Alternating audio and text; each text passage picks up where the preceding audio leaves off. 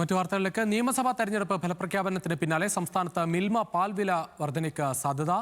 വർധന ആവശ്യപ്പെട്ടുള്ള ബോർഡിന്റെ ശുപാർശയ്ക്ക് സർക്കാരിന്റെ അന്തിമ തീരുമാനം ആവശ്യമാണ്. അതേസമയം പാൽ വില വർദ്ധിപ്പിക്കണമെന്നാവശ്യപ്പെട്ട് എറണാകുളം മേഖല യൂണിയൻ ഭാരവാഹികൾ മിൽമ ഭവനിലെത്തി പ്രതിഷേധിച്ചു.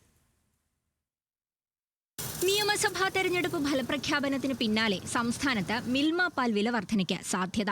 വർധന ആവശ്യപ്പെട്ടുള്ള ബോർഡിന്റെ ശുപാർശയ്ക്ക് സർക്കാരിന്റെ അന്തിമ തീരുമാനം ആവശ്യമാണെന്നിരിക്കെ പാൽ വില വർദ്ധിപ്പിക്കണമെന്നാവശ്യപ്പെട്ട് എറണാകുളം മേഖല യൂണിയൻ ഭാരവാഹികൾ മിൽമ ഭവനിലെത്തി പ്രതിഷേധിച്ചു.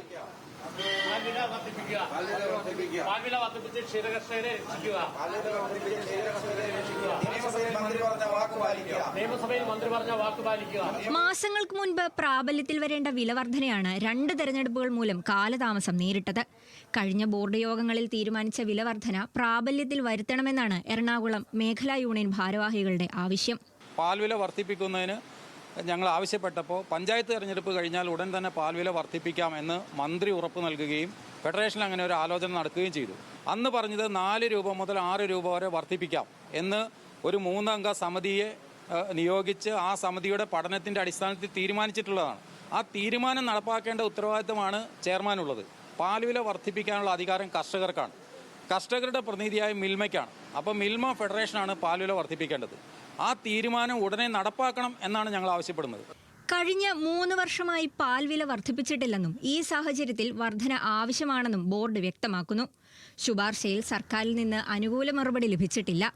സർക്കാരുമായി ധാരണയില്ലാതെ വില വർദ്ധിപ്പിക്കില്ലെന്നുമാണ് ബോർഡിന്റെ നിലപാട്.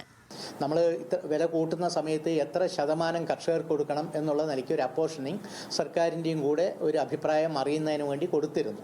പക്ഷേ നിർഭാഗ്യത്തിന് നമുക്കതിന് വ്യക്തമായിട്ടുള്ള മറുപടി അവിടെ നിന്ന് കിട്ടിയില്ല.